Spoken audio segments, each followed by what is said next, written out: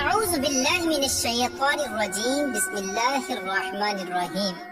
اللہ تبارک و تعالیٰ کے نام سے شروع جو بڑا مہربان اور نہایت رحم کرنے والا ہے۔ ایک ایسے اللہ تبارک و تعالیٰ کے برگزیدہ نبی جن کو زندہ سمندر میں ڈال دیا گیا اور جن کو ایک دیو ہیکل مچھلی نے نگل لیا۔ آپ سے ایسی کون سی خطا سرزد ہوئی تھی جس کی وجہ سے آپ کو کئی دنوں تک مچھلی کے پیٹ میں رہنا پڑا، اور آپ کتنے دنوں تک اس دیو ہیکل مچھلی کے پیٹ میں رہے، اور آپ نے کون سی ایسی دعا پڑھی تھی جس کی وجہ سے اللہ تبارک و تعالیٰ نے آپ سے اس آزمائش کو دور کر دیا، اور آپ کتنے دنوں بعد اس مچھلی کے پیٹ سے باہر تشریف لائے۔ پیارے دوستو، آج کی اس منفرد ویڈیو میں حضرت یونس علیہ السلام کے عجیب و غریب واقعے کے بارے میں آپ کو بتائیں گے، اور ساتھ ہی اس خاص دعا کے بارے میں بھی آپ کو بتائیں گے جس دعا کو حضرت یونس علیہ السلام نے اللہ تبارک و تعالیٰ کی بارگاہ میں مانگا تو اللہ تبارک و تعالیٰ نے اس آزمائش کو آپ سے دور کر دیا۔ اس دعا کو جو بھی مصیبت زدہ پڑے گا تو اللہ تبارک و تعالیٰ اپنے فضل سے اس کی تمام پریشانیوں کو ختم کر دے گا۔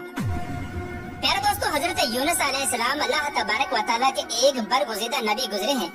آپ کے والد گرامی کا نام متی تھا، اور اللہ تبارک و تعالیٰ نے اپنے برگزیدہ نبی حضرت یونس علیہ السلام کو قوم بنی اسرائیل کی طرف مبعوث فرمایا تھا۔ پیارے دوستو، یاد رہے کہ قوم بنی اسرائیل وہ واحد قوم ہے جس کی طرف اللہ تبارک و تعالیٰ نے سب سے زیادہ انبیاء کرام کو مبعوث فرمایا۔ اللہ تبارک و تعالیٰ نے حضرت یونس علیہ السلام کو نبوت عطا فرما کے عراق کے مشہور شہر نینوا کی طرف مبعوث فرمایا تھا۔ اللہ تبارک و تعالیٰ نے جب حضرت یونس علیہ السلام کو نبوت عطا فرمائی اس وقت آپ کی عمر مبارک 28 برس تھے۔ چنانچہ اللہ تبارک و تعالیٰ کے حکم کے مطابق حضرت یونس علیہ السلام اہل نینوا کو ایک عرصے تک دعوت حق دیتے رہے، لیکن اہل نینوا نے آپ کی بات پر کوئی کان نہ دھرا اور اسی طرح اپنے گناہوں اور برائیوں کے اندر مبتلا رہے۔ چنانچہ اس کے باوجود بھی حضرت یونس علیہ السلام اپنی قوم کو اللہ تبارک و تعالیٰ کی وحدانیت کی طرف بلاتے اور گناہوں سے منع کرتے۔ حضرت یونس علیہ السلام نے کئی سالوں تک اپنی قوم کو دعوت حق کی تبلیغ کی، لیکن وہ قوم اپنے گناہوں سے باز نہ آئی اور اسی طرح اللہ تبارک و تعالیٰ کی نافرمانیوں اور گناہوں کے اندر مبتلا رہی۔ اہل نینوا کی اس سرکشی نے اور مسلسل مخالفت نے حضرت یونس علیہ السلام کو دل برداشتہ کر دیا تھا۔ حضرت یونس علیہ السلام اپنی قوم کی نافرمانیوں کو دیکھ کر ان سے سخت ناراض ہوئے اور ان کے لیے اللہ تبارک و تعالیٰ کی بارگاہ میں عذاب الہی کی بد دعا کر کے اس بستی سے روانہ ہو گئے۔ آپ اپنی قوم کے لیے بد دعا کرنے کے بعد اس بستی سے باہر نکلے اور دریائے فرات کے کنارے پہنچ گئے۔ وہاں پر مسافروں سے بھری ہوئی کشتی روانہ ہونے کے لیے تیار کھڑی تھی۔ چنانچہ حضرت یونس علیہ السلام بھی اس کشتی کے اندر سوار ہو گئے۔ کشتی ابھی کچھ ہی دور گئی تھی کہ اللہ تبارک و تعالیٰ کی طرف سے طوفانی ہوائیں چلنے لگی،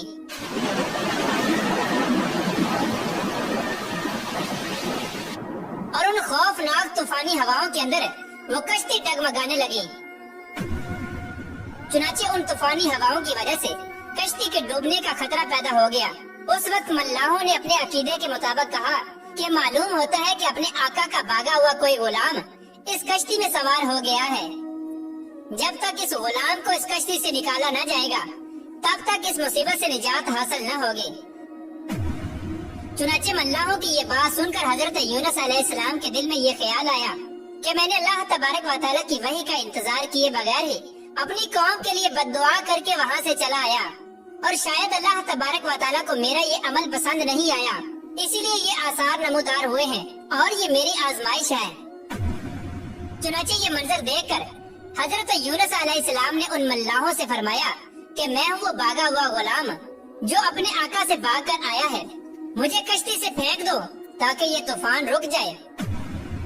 مگر اس کشتی میں سوار ملاح اور مسافر آپ کو خوب جانتے تھے اور آپ کو نیک انسان سمجھتے تھے۔ وہ لوگ آپ کی شرافت سے خوب متاثر تھے، چنانچہ ان لوگوں نے آپ کو کشتی سے پھینکنے سے انکار کر دیا۔ اس کے بعد پھر یہ طے پایا کہ قرآن دازی کی جائے، اور جس کا نام قرآن میں نکلے گا اس کو کشتی سے نکال دیا جائے گا۔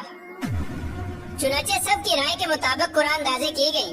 اس قرآن دازی میں پہلی ہی بار حضرت یونس علیہ السلام کا نام نکل آیا۔ चुनाचे इस तरह हजरत यूनुस अलैहिस्सलाम का नाम देखने के बावजूद भी मल्लाह और मुसाफिरों को यकीन न आया। इसके बाद दूसरी और तीसरी बार भी कुरान दाज़ी की गई। हर बार हजरत यूनुस अलैहिस्सलाम का नाम निकलता। चुनाचे इस तरह मल्लाह और मुसाफिर आपको कश्ती से निकालने के लिए मजबूर हो गए। इसके बाद हजरत यूनुस अलैहिस्सलाम ने खुद ही कश्ती से छलांग लगा दी। उस वक्त अल्लाह तबारक व तआला के हुक्म से एक देव हेकल और बड़ी मछली ने आपको निगल लिया और अल्लाह तबारक व तआला के हुक्म से हजरत यूनुस अलैहिस्सलाम को सही सलामत अपने पेट में महफूज रखा। हजरत यूनुस अलैहिस्सलाम अपनी कौम से नाराज होकर उस बस्ती से चले गए थे और 40 दिन के अंदर अंदर अज़ाब इलाही के नाज़िल होने की पेश गोई भी की थी। चुनांचे हजरत यूनुस अलैहिस्सलाम ने अल्लाह तबारक व तआला के अजाब की जो पेश गोई की थी, उनकी कौम को उस पर यकीन न आया। वो लोग कहा करते थे कि हजरत यूनुस अलैहिस्सलाम तो कहते थे कि अल्लाह तबारक व तआला का अजाब आएगा, लेकिन अब तक तो अजाब न आया, न जाने वो अजाब कब आएगा। मगर कुछ ही दिनों के बाद अल्लाह तबारक व तआला के अजाब के आसार नमूदार होना शुरू हो गए। चुनांचे इस तरह अजाब इलाही के आसार को देखकर वो लोग परेशान होने लगे और एक दूसरे से कहने लगे कि हजरत यूनुस अलैहिस्सलाम की बात गलत न थी और आप वाकई अल्लाह तबारक व तआला के सच्चे पैगंबर हैं। चुनांचे उन लोगों ने अल्लाह तबारक व तआला के अजाब के आसार को देखकर अल्लाह तबारक व तआला की बारगाह में तौबा की और अल्लाह तबारक व तआला की वहदानियत पर ईमान ले आए। चुनांचे उन लोगों ने अल्लाह तबारक व तआला की बारगाह में तौबा की और अल्लाह तबारक व तआला की वहदानियत पर ईमान ले आए और अल्लाह तबारक व तआला की बारगाह में इस अजाब के टल जाने की दुआ करने लगे। उस वक्त अल्लाह तबारक व तआला ने उन लोगों की तौबा को कबूल फरमा लिया और अजाब को टाल दिया।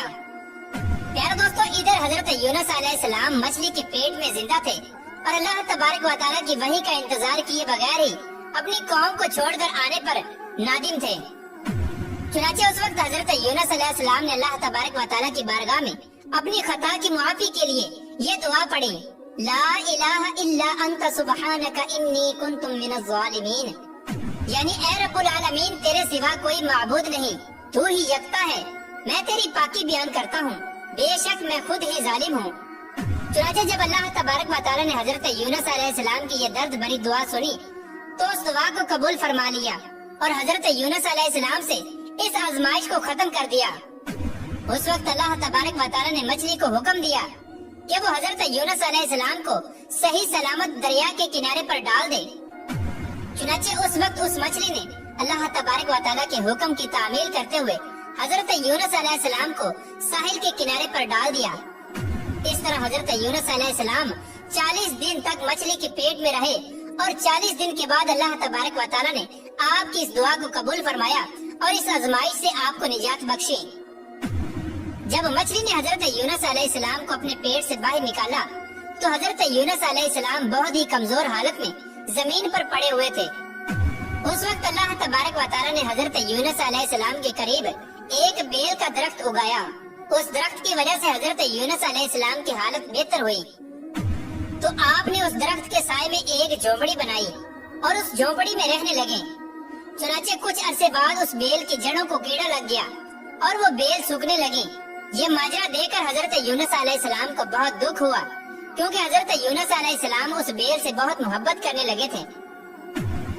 उस वक्त अल्लाह तबारक व तआला ने हजरत यूनुस अलैहिस्सलाम की तरफ वही नाज़िल फरमाई और हजरत यूनुस अलैहिस्सलाम को मुखातब करते हुए इरशाद फरमाया, ऐ यूनुस अलैहिस्सलाम, तुम्हें इस बेल के सूखने का बहुत दुख हुआ जो एक मामूली और हकीर चीज है, लेकिन आपने अपनी कौम को छोड़ते हुए ये न सोचा कि निनवा में बसने वाले 1 लाख से ज्यादा इंसानों को और उनके अलावा लातादाद हैवानों और जानवरों को हलाक करने में हमें नागवारी न होती। क्या हम उनके लिए इससे भी ज्यादा मेहरबान न होते जितना तुम इस बेल के लिए मेहरबान हो? और आप अलैहिस्सलाम वही का इंतजार किए बगैर ही अपनी कौम को बद्दुआ देकर वहाँ से चले आए।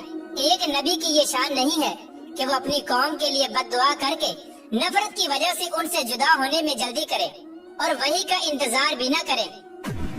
फिर इसके बाद अल्लाह तबारक व तआला ने हजरत यूनुस अलैहिस्सलाम को ये हुक्म दिया कि वो दोबारा निनवा जाएं और वहाँ पर रहकर अहले निनवा को दीन की तबलीग करें और उनको अल्लाह तबारक व तआला का पैगाम पहुँचाएं ताकि अल्लाह तबारक व तआला की कसीर मखलूक حضرت یونس علیہ السلام سے فائدہ حاصل کر سکیں۔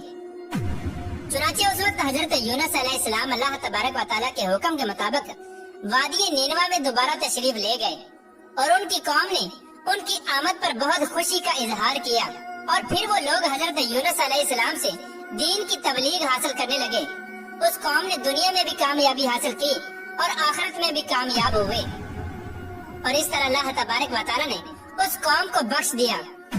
اللہ تبارک و تعالیٰ سے دعا ہے کہ اللہ تبارک و تعالیٰ ہمیں نیک اعمال کرنے کی توفیق عطا فرمائے اور برے اعمال سے ہمیں نجات عطا فرمائے، اور حضور صلی اللہ تعالیٰ علیہ وآلہ وسلم کی محبت کے اندر جینا مرنا نصیب فرمائے۔